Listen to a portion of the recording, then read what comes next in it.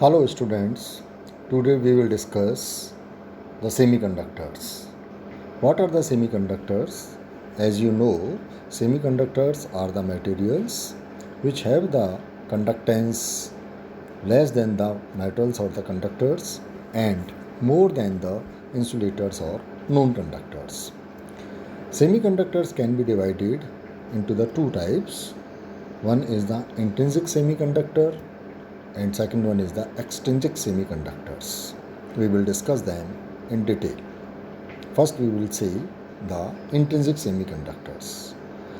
Now, what are the intrinsic semiconductor? This is the type of a semiconductor which is a semiconductor in its own right. Own right means that is no impurity has been added in it. Best known intrinsic semiconductors are silicon and germanium. In an intrinsic semiconductor, the valence band is full and conduction band is empty at very low temperature. As you must be knowing, the valence band is the outermost shell of an atom which is unoccupied or which decides the valency of an atom. And the conduction band is the empty band. It is just above the valence band which has either very less number of the electrons or sometimes no electron. The forbidden gap, that is defined as Eg, between the conduction band and the valence band is so small that electrons can jump from valence band to conduction band even by the addition of a small amount of the thermal energy. Thermal energy means small k T, where k is the Boltzmann constant and T is the temperature. That is only by heating the element results conduction. The electrical conductivity increases with the rise of temperature since more and more electrons are liberated with increase in temperature. Means when the temperature is increased, more and more electrons jump from the valence band to the conduction band. That's why the conductivity of the semiconductor increases with the rise of temperature. The smaller the value of Eg, that is the forbidden zone or the energy gap, better is the semiconductor. For example, the value of Eg for germanium is simple 0.67 electron volt. It means it is a better semiconductor than the silicon, which has the energy gap of 1.14 electron. Means we can say that on increasing the temperature, the conductivity of germanium increases more rapidly or sharply than that of the silicon, because there is a large gap between the germanium and silicon of their forbidden zone.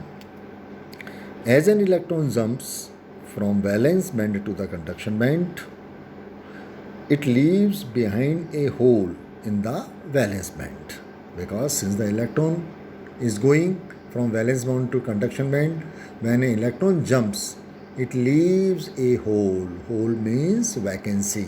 This vacancy has been created by the migration of the electron from the valence band to the conduction band. Thus it appears that a hole is moving.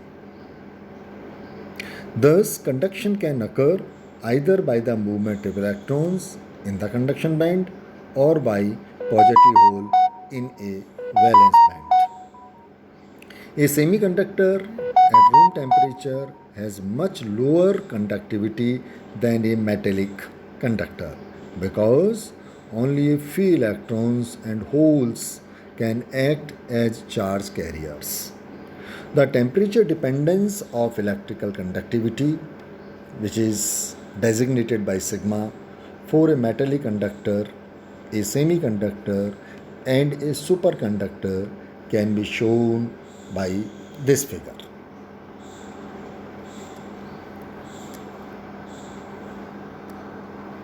This is the figure. Here this is the conductivity.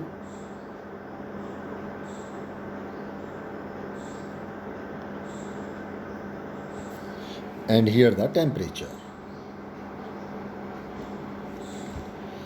The three graphs for the conductors, semiconductors and the non-conductors are as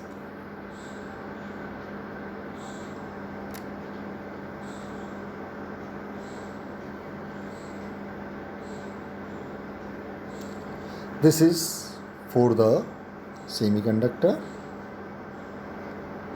this is for the conductor, and this is for the superconductor. That is, it is clear from the graph that for a semiconductor, as the temperature rises, the conductivity goes on increasing, whereas for a metal and conductor, the conductivity decreases with the rise of temperature. And similarly for a superconductor, the conductivity is decreasing with the increase of the temperature. The conductivity of a semiconductor follows the Arrhenius type temperature dependence with activation energy EA, approximately equal to half of the energy gap EG. Thus, we can say that for a semiconductor, the sigma is equal to sigma naught e to the power minus EA over RT.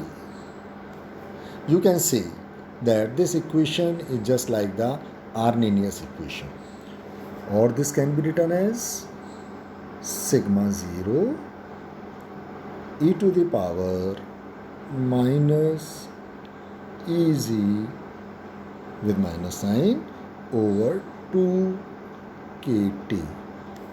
In the Arrhenius equation, we are having the activation energy EA, whereas in the case of semiconductors, we are having the EG, that is the energy gap.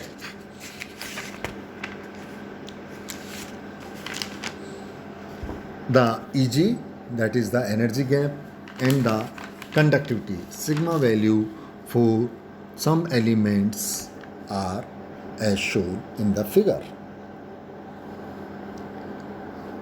This is the carbon.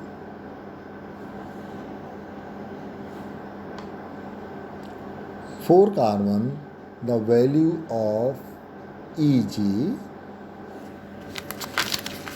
and the value of sigma are shown here. For carbon, the value of EG is 6.0 in electron volt, whereas the conductivity is less than 10 raised to power minus 4. Similarly for silicon, this is the 1.14 electron volt, and the value of sigma is 1.5 into 10 raised to power minus 3. For germanium, this value is 0.67, as I have already told you, and the value of sigma is 2. And for tin, that is a metal, the energy gap is merely 0.08 and the conductivity is more than 100. So you can see from this table that carbon, which is a non-metal or non-conductor, the energy gap is very high, that is 6.0 electron volt. That's why the conductivity is very less, 10 raised to power minus 4. For silicon, the energy gap is 1.14 and the conductivity is 1.5 into 10 raised to power minus 3.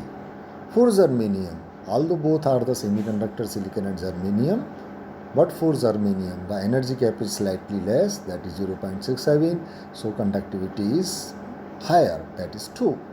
And for tin, which is a pure metal at the room temperature, the energy gap is 0.08 and the conductivity is very very high. As you can see, it is near about 100.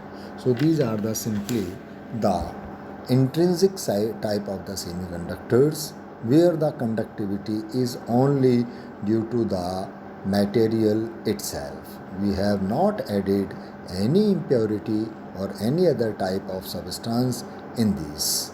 So, what are the intrinsic semiconductors? They have their own conductivity, which rises with the rise of the temperature, and this conductivity is due to the migration of the hole in the valence band and the electrons from valence band to the conduction band. So, this completes your intrinsic type of the semiconductors. On next turn, we will discuss something about the extrinsic semiconductors. Okay, thank you.